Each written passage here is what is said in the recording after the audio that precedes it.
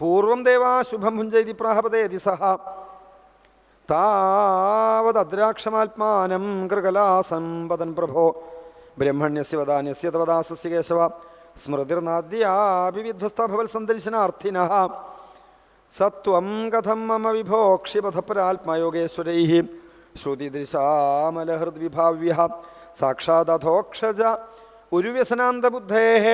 ഉരുവ്യസനാന്ധബുദ്ധേഃ സ്യാന്മേനുദൃശ്യൈഹ യസ്യ ഭവാപവർഗഃ ദേവദേവ ജഗന്നാഥ പുണ്യശ്രവണകീർത്തന ദേവദേവ ജഗന്നാഥ ഗോവിന്ദ പുരുഷോത്തമ നാരായണ ഹൃഷീകേശ പുണ്യശ്ലോകാച്യുതാവ്യയ അനുജാനീഹി മാം ദേ കൃഷ്ണായാന്തം ദേവഗതിം പ്രഭോ യത്ര ക്വാപി സദശ്ചേതോ ഭൂയാന്മേതുൽപദാസ്പദം നമസ്തേ സർവഭാവായ ബ്രഹ്മണേനന്ദശക്തയേ കൃഷ്ണായ വാസുദേവായ യോഗാനാം പതയേ നമഃ ഇത്യുക്ത്വാ തം പരിക്രമ്യ പാദൗ സ്പൃഷ്ട്വാ സ്വമൗലിന അനുജ്ഞാതോ വിമാനാഗ്ര്യമാരുഹൽപശ്യതാം നൃണാം കൃഷ്ണപരിജനം പ്രാഹ ഭഗവാൻ ദേവകീസുതഃ ബ്രഹ്മണ്യദേവോ ധർമാത്മാരാജന്യാൻ അനുശിക്ഷയൻ ദുർജരം വദ ബ്രഹ്മസ്വം ഭുക്തമഗ്നേർമനാഗഭി തേജീയസോഭിമുതരാജ്ഞമീശ്വരമാനിനാം നാഹം ഹാലാഹലം മന്യവിഷമസ്യ പ്രതിക്രിയ ബ്രഹ്മസ്വം ഹി വിഷം പ്രോക്തനാസ്യ പ്രതിവിധിർഭുവി ഹിനസ്തി വിഷമത്താരമന്യരദ്ഭിപ്രശാമ്യതി കുലം സമൂലം ദഹതി ബ്രഹ്മസ്വാരണിപാവകഃ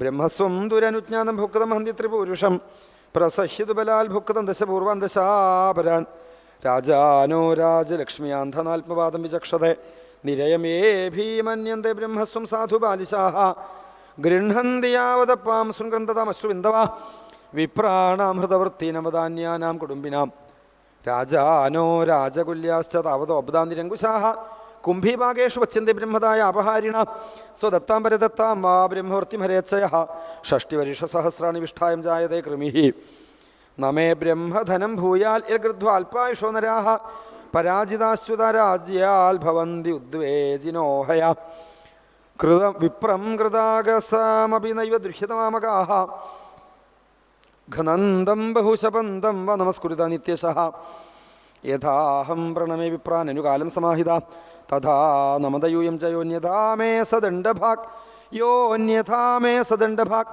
ബ്രാഹ്മണാർത്ഥോ ഹ്യപഹൃതോ ഹർത്താരം പാദയത്യഥ അജാനന്ദമപി ഹ്യനം നൃഗം ബ്രാഹ്മണഗൗരിവ ഏവം വിശ്രാവ്യ ഭഗവാൻ മുകുന്ദോ ദ്വാരകൗകസഃ പാവന സർവലോകാനാം വിവേശ നിജമന്ദിരം ഇതി ശ്രീമദ്ഭാഗവതേ മഹാപുരാണേ പാരമഹംസ്യാം സംഹിതായാം ദശമസ്കന്ധേ ഉത്തരാർദ്ധേ ചതുഷ്ഷഷ്ടിതമോധ്യായഃ ശ്രീശുക ഉവാച ബലഭദ്രകുരുശ്രേഷ്ഠ ഭഗവാൻ രഥമാസ്ഥിതഃ സുഹൃദ്ദിദൃക്ഷുൽക്കണ്ഠഃ പ്രയോ നന്ദഗോകുലം പരിഷ്വക്തശിരോൽക്കണ്ഠൈർഗോപൈർഗോപീഭിരേവ ച രാമോഭിവാദ്യപിതരവാശൈർഭിരഭിനന്ദിത ചിരം ന പാഹിതാശാരിഹ സാനുജോ ജഗദീശ്വര ഇത്യാരോപ്യ അംഗമാലിംഗ്യനേത്രൈഃ ശിഷിചതുർജലൈഃ ഗോപവൃദ്ധാംശ്ച വീഥിവലയവിഷ്ഠൈരഭിവന്ദിതഃ യഥാ വയോ യഥാ സഖ്യം യഥാ സംബന്ധമാത്മനഃ സമുപേത്യാഥ ഗോപാലാൻ ഹാസ്യഹസ്തഗൃഹാദിഭിः വിശ്രാന്തം സുഖമാസിനം വപ്രച്ഛുപര്യുപാഗതാः പൃഷ്ടാശ്ചാനാമയം സ്വേഷു പ്രേമഗദ്ഗതയാ ഗിര കൃഷ്ണേ കമലപത്രാക്ഷിരസന്യസ്താഖിലരാധസ കച്ചിന്നോ ബാന്ധവാ രാമ സർവേ കുശലമാസതേ കച്ചിൽ സ്മരധനോ രാമ യൂയം ദാരസുതാന്വിതാः ദിഷ്ട്യാ കംസോഹതപാപോ ദിഷ്ട്യാ മുക്താ സുഹൃജനാः നിഹത്യ നിർജിത്യ രിപൂൻ ദിഷ്ട്യാ ദുർഗം സമാശ്രിതാः ഗോപ്യോ സന്ധ്യപപ്രച്ഛുരാമ സന്ദർശനാദൃതാः കച്ചിദാസ്തേ സുഖം കൃഷ്ണ പുരസ്ത്രീജനവല്ലഭ കച്ചിൽ സ്മരതി വാ ബന്ധുൻ പിതരം മാതരം ച സഹ അപ്യസൗ മാതരം ദ്രഷ്ടും സകൃതപ്യാഗമിഷ്യതി അപി വാ സ്മരതേ യസ്മാകമനുസേവ മഹാഭുജ മാതരം പിതരം ഭ്രാതരം പതീൻ പുത്രാൻ സ്വസ്രരപി യദർത്ഥേ ജഹിമദാശാരിഹ ദുസ്ത്യജൻ സ്വജനാൻ പ്രഭോ.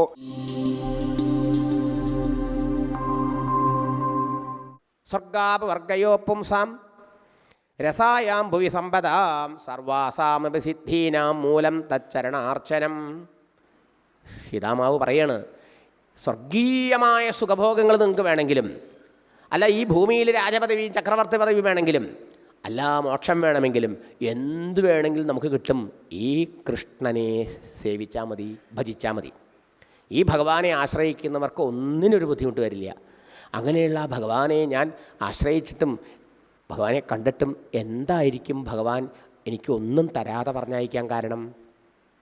അതും ഭഗവാന്റെ കാരുണ്യെ കണ്ടു. അതാ ഉത്തമ ഭക്തൻ്റെ ലക്ഷണം. നമ്മൾ ഭഗവാനോട് ചോദിക്കണതൊക്കെ ഭഗവാൻ സമയാസമയത്തിന് തന്നു എന്ന് വിചാരിച്ചാൽ ഭഗവാൻ പവർഫുൾ ഭഗവാൻ, ഇല്ലെങ്കിലോ പവർലെസ് ബൾബ് പോലെ. ഈശ്വരനെക്കുറിച്ച് ആൾക്കാരുടെ ചിന്തകളൊക്കെ ഇങ്ങനെ പലതരത്തിലാണ്. മനസ്സിലായോ? ഇവിടെ ഭക്തൻ പറയണ നോക്കൂ, എന്തേ ഭഗവാൻ എനിക്ക് സമ്പത്ത് തരാതെ പറഞ്ഞയച്ചത്? അധനോയം ധനം പ്രാപ്യ മാദ്യൻ ഉച്ചൈർ ന മാം സ്മരേത് ഇത് കാരുണികോ നൂനം ധനം മേ ഭൂരിനാദദാത്. എനിക്കിപ്പോൾ ദാരിദ്ര്യം ഭൗതികമായ സമ്പത്തില്ലെങ്കിലും എനിക്കെപ്പോഴും ഭഗവത് ഭക്തിയാവുന്ന സമ്പത്തുണ്ട്. ഭഗവാനെ മറക്കാനേ എനിക്ക് പറ്റില്ല. എപ്പോഴും ഭഗവത് ചിന്തയിൽ ആനന്ദമായിട്ടിരിക്കുകയാണ് അല്ലേ. ഇനി ഭഗവാൻ കുറച്ച് അങ്ങോട്ട് സമ്പത്ത് തന്നാൽ ആ സമ്പത്തിൽ ഞാൻ ഭ്രമിച്ച് അഹങ്കരിച്ച് മതിച്ച് എൻ്റെ ഭഗവാനെ ഞാൻ മറന്നാലോ എങ്കിലും അസപ്പതനുണ്ടാവുമല്ലോ. അതെൻ്റെ ഭക്തനുണ്ടാവരുത് എന്നുള്ള കാരുണ്യം കൊണ്ടാണ് ഭഗവാൻ എനിക്ക് സമ്പത്ത് തരാതെ പറഞ്ഞയച്ചതെന്ന്. ഭഗവാൻ ഒന്നും തരാതിരുന്നതും അനുഗ്രഹം, ഇനി തന്നാൽ അതും അനുഗ്രഹം. ഇതാണ് യഥാർത്ഥ ഭക്തൻ്റെ ലക്ഷണം. നമ്മളെയൊക്കെ സംബന്ധിച്ചിടത്തോളം നമുക്ക് ഇഷ്ടം ചെയ്യുന്ന ഗുരു, ഇഷ്ടം ചെയ്യുന്ന ഭഗവാൻ ഒക്കെ പ്രിയം ചെയ്യുന്നവരെ വേണ്ടത്. നമ്മുടെ ബാല്യക്കാരന്മാരാ വേണ്ടത് അവരല്ലേ. ഞാൻ കേസ് കൊടുത്തിട്ടുണ്ട്, അത് പാസ്സാക്കണം കേട്ടോ. അവിടെ കൊടുക്കുക ആപ്ലിക്കേഷൻ അല്ലേ. മഹാത്മാക്കളുടെ അടുത്ത് പോകണമെന്ന് ആൾക്കാർ മഹാത്മാക്കളുടെ അടുത്ത് പോകണത് ഇങ്ങനെ ഓരോ കാര്യസാധ്യത്തിനാണ്. അവരോടുള്ള സ്നേഹം കൊണ്ടോ ഭക്തി കൊണ്ടോ അവരെ മനസ്സിലാക്കാനോ ആത്മീയമായിട്ടുള്ളതായ പ്രയോജനത്തിനല്ല. അത് വളരെ അപൂർവം വിരലെണ്ണാവുന്ന 1000-ൽ ഒരാളെങ്ങനെ വന്നാലായി. ഇങ്ങനെ തന്നെ ഭഗവാനെ ഭജിക്കണവരും. ഈ ഉത്തമ ഭക്തൻ പറഞ്ഞു നോക്കൂ, ഭഗവാൻ ഒന്നും തരാതിരുന്നത് എന്തിനും അല്ല അനുഗ്രഹം. ആ പണമൊക്കെ തന്നിട്ടേ ആ പണത്തിൽ അഹങ്കരിച്ചിട്ട് ഞാൻ ഭഗവാനെ മറന്നാലോ. കൊണ്ട് എത്ര കഥകൾ നമ്മൾ കേട്ടൂലേ. ദേവേന്ദ്രൻ്റെ കഥ, ഭഗവാനെ വെല്ലുവിളിച്ച കഥ. ഒരു പ്രാവശ്യമല്ല, എത്ര പ്രാവശ്യം. ഒരു പ്രാവശ്യം അനുഭവം വന്നാൽ മനസ്സിലാക്കണ്ടേ. വീണ്ടും വീണ്ടും ആവർത്തിക്കണൂലേ ഈ ഇന്ദ്രൻ. എത്ര പ്രാവശ്യം നമ്മൾ ഇന്ദ്രൻ്റെ കഥ കണ്ടു. ആ ഇന്ദ്രൻ നമ്മുടെ മനസ്സാണേ. അപ്പോൾ നമ്മുടെ മനസ്സിൽ ഇങ്ങനത്തെ ഭാവങ്ങൾ വരും. അതുകൊണ്ടാണ് ഭഗവാൻ തരാതിരുന്നതെന്ന് ഇങ്ങനെ വിചാരിച്ചുകൊണ്ട് വീണ്ടും മുമ്പിലേക്ക് നടക്കുമ്പോഴോ ദ്വാരകയിൽ ഭഗവാന്റെ കൊട്ടാരം പോലൊരു കൊട്ടാരം. ഞാൻ ഭഗവാനെ വിചാരിച്ച് എങ്ങാൻ വഴി മാറിയോ, തിരിച്ച് ദ്വാരകയ്ക്കാണ് നടന്നുവോ, എനിക്ക് വല്ല ബുദ്ധിഭ്രമം ഉണ്ടായോ? അങ്ങനെയാവുമല്ലോ. കൃഷ്ണനെ തന്നെ വിചാരിച്ച് വഴി അറിയാതെ അങ്ങോട്ട് ഞാൻ തിരിച്ച് നടന്നു. ഇതുപോലൊരു കൊട്ടാരത്തിൻ്റെ മുമ്പിൽ നിൽക്കുമ്പോഴാണ് ഭഗവാൻ ഓടി വന്ന് എന്നെ ആലിംഗനം ചെയ്ത് കൂട്ടിയിട്ട് പോയത്. നോക്കണു, അതിൻ്റെ ഉള്ളിൽ മഹാലക്ഷ്മിയുമാതിരി തൻ്റെ പത്നി തോഴിമാരോടുകൂടി മംഗളപദാർത്ഥങ്ങളൊക്കെ എടുത്തുകൊണ്ട് വിളക്കൊക്കെ പിടിച്ചുകൊണ്ട് മനസ്സാ നമസ്കരിച്ചുകൊണ്ട് വെളിയിലേക്ക് വരണു. ആ പത്നി വന്ന് ഭർത്താവിനെ നമസ്കരിച്ചു. തോഴിമാരോട് അകത്തേക്ക് കൊണ്ടുപോകണം. നോക്കുമ്പോഴോ എന്താ ചുമരിലൊട്ടിച്ചേക്കണ ഓരോരോ രത്നം ചുമരുകൾ, അതുപോലെ തൂണുകൾ, അതുപോലെ നിലങ്ങൾ, അതുപോലെയുള്ള ഫർണിച്ചറുകൾ. ദേവേന്ദ്രൻ്റെ കൊട്ടാരം തോറ്റു, അതുപോലൊരു കൊട്ടാരം. അപ്പം ഭക്തൻ ആലോചിക്കുക, ഇതൊക്കെ എങ്ങനെയാണ് ഒരു രാത്രി കൊണ്ട് സാധിച്ചത്? അപ്പം ആലോചിച്ചു, ഇതും ഭഗവാന്റെ കൃപ, എല്ലാം ഭഗവാന്റെ അനുഗ്രഹമാണ്. എന്നാൽ ഭഗവാൻ ഞാൻ കൊണ്ടുപോയ ആ നിസ്സാരമായ അവലിനെക്കുറിച്ച് എല്ലാവരുടെയും മുമ്പിൽ വെച്ച് എത്ര പുകഴ്ത്തി പറഞ്ഞൂലേ. എന്നാൽ ഇത്രയൊക്കെ വലിയ സമ്പത്ത് ഭഗവാൻ എനിക്ക് തന്നിട്ട് അവിടെ വെച്ചൊരക്ഷരം പറഞ്ഞോ മിണ്ടിയോ? ഇതാണത്രേ ഭഗവാന്റെ സ്വഭാവം. ഭഗവാന് എൻ്റെ ഭക്തന് എത്ര കൊടുത്താലും മതിയാവില്ല. എത്ര കൊടുത്താലും കൊടുത്തു. നമ്മളാണെങ്കിൽ ഇത്തിരി എന്തെങ്കിലും കൊടുത്താൽ എത്ര കൊടുത്തു എന്ന് പറഞ്ഞു കിടക്കും. നമുക്ക് കൊടുക്കണേക്കാൾ ഈ 4 പേരോട് പറയണേല സന്തോഷം, അറിയിക്കണേല, പലരെ അറിയിക്കണേല. ഭഗവാനാണെങ്കിലോ അറിയാതെ ഭക്തന് കൊടുക്കുക. എത്ര കൊടുത്താലും ഭഗവാന് ഭക്തന് കൊടുത്തത് പോരാന്നാ. അതുകൊണ്ടോ ഭഗവാൻ അങ്ങനെ വിചാരിക്കണമില്ല, പറയണമില്ല. മനസ്സിലായോ? അങ്ങനെയുള്ള ആ ഭഗവാനോട് എന്താ നമ്മൾ പ്രാർത്ഥിക്കേണ്ടത്? പലതും യാചിച്ചു ശീലമുള്ള നമ്മളോട് സുധാമാവ് പഠിപ്പിക്കണു. തസ്യൈവ മേ സൗഹൃദസഖ്യമൈത്രീ ദാസ്യം പുനർജന്മനി സ്യാത് മഹാനുഭാവേന ഗുണാലയേന വിഷജ്ജതസ്തൽപുരുഷപ്രസംഗ. ഭഗവാന്റെ പാതാരവിന്ദങ്ങളിൽ മേൽക്കുമേൽ വർദ്ധിച്ചു വരണ ഭക്തി ഉണ്ടാകണം. ഇനി എത്ര ജന്മമുണ്ടെങ്കിലും ആ ജന്മങ്ങളിലൊക്കെ ഭഗവത് പ്രേമം ഉണ്ടാവണം, ഭഗവത് ഭക്തന്മാരുമായി സഖ്യമുണ്ടാവണം, മഹാത്മാക്കളുമായി സത്സംഗം ഉണ്ടാവണം. വേറെ യാതൊന്നും ആവശ്യമില്ല. ഇതാണ് ഉത്തമ ഭക്തൻ്റെ പ്രാർത്ഥന. ആ ദമ്പതികൾ ഇതൊന്നും കണ്ട് ഈ സമ്പത്തും ഈ ഐശ്വര്യവും ഇത് കെട്ടിടവും ഇതൊന്നും കണ്ടിട്ട് അതിലൊന്നും ഭ്രമിച്ചില്ല. അതിനറിയാം. പശ്യൻ നിപാതം ധനിനാം മതോത്ഭവം. ധനികൾക്ക്, പണക്കാർക്ക് അതിൻ്റേതായ ഗർവുണ്ടാവും അത്രേ, അഹങ്കാരമുണ്ടാവും അത്രേ. ഗർവ് അഹങ്കാരം വന്നാലോ അതപ്പം അതിനും ഉണ്ടാവും. അതുകൊണ്ട് ഇതിലൊന്നും അല്പം പോലും ഭ്രമിക്കേണ്ട. ഇതൊക്കെ ഭഗവാന്റെ പ്രസാദമായി അതിൽ നിസ്സംഗമായിട്ട് അവർ ജീവിച്ചു. അങ്ങനെയുള്ള ആ ബ്രഹ്മജ്ഞാനികളായ ആ ഉത്തമ ഭക്തരായ ഇവരുടെ ചരിത്രം കേട്ടാൽ തന്നെ നമുക്കും ഭഗവാനിൽ ഭക്തി ഉണ്ടായിട്ട് നമ്മൾ കർമ്മബന്ധത്തിൽ നിന്നൊക്കെ മുക്തരായി തീരും എന്നറിയാം. ഇവിടെ പറയാണ് പൃഥുക ഉപാഖ്യാനെന്ന്.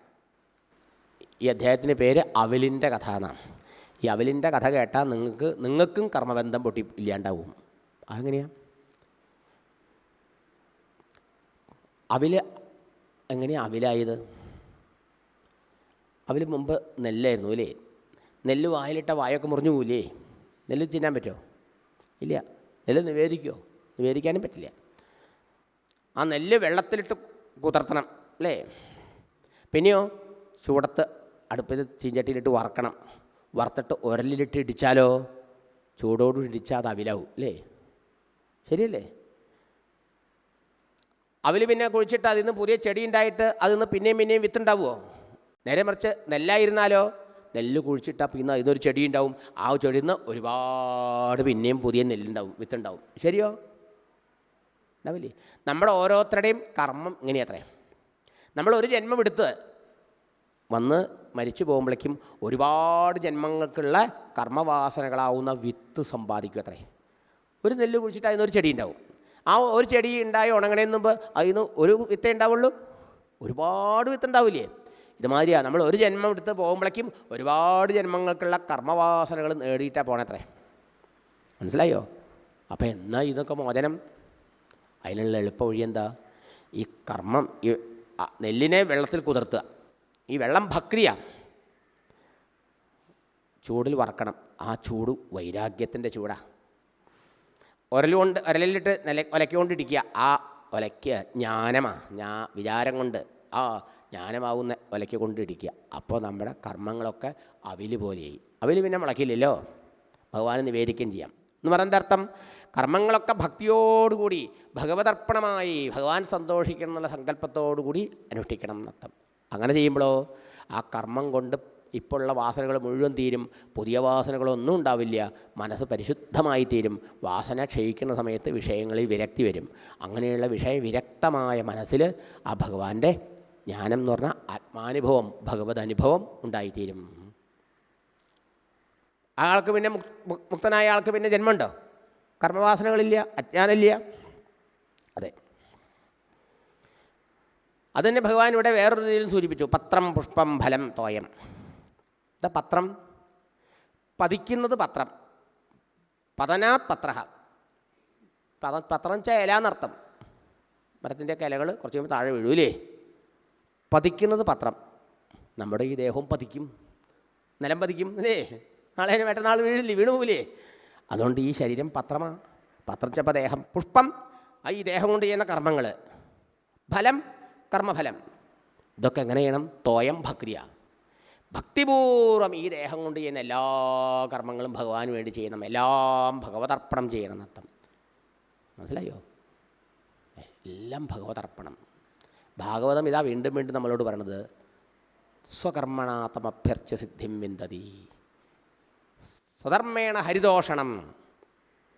ഇത് കഥാരൂപത്തിൽ പല പല രൂപത്തിൽ നമുക്ക് കാണിച്ചു തരാം. അല്ലാതെ ഈ വാസന ക്ഷയിക്കാതെ വിഷയങ്ങളിൽ ആസക്തി പോകാതെ നമുക്കൊരിക്കലും ആത്മാനുഭവം, ഈശ്വരാനുഭവമാകുന്ന ജ്ഞാനം, പരമാത്മജ്ഞാനം വെച്ചാൽ ഈശ്വരാനുഭവമാണ്, അതുണ്ടാവില്ല എന്നർത്ഥം. മാത്രമല്ല ഭാഗവതം എഴുതിക്കണതിന് വേണ്ടിയിട്ട് ഭക്തിജ്ഞാന വിരാഗാണാം സ്ഥാപനായ പ്രകാശിതം. ഓരോ മനുഷ്യ മനസ്സിലും ഭക്തിയും വിരക്തിയും ആ പരമാത്മജ്ഞാനവും ഉണ്ടാവാൻ വേണ്ടിയിട്ടാണ് ഇത് എഴുതിയിരിക്കുന്നത് അല്ലേ?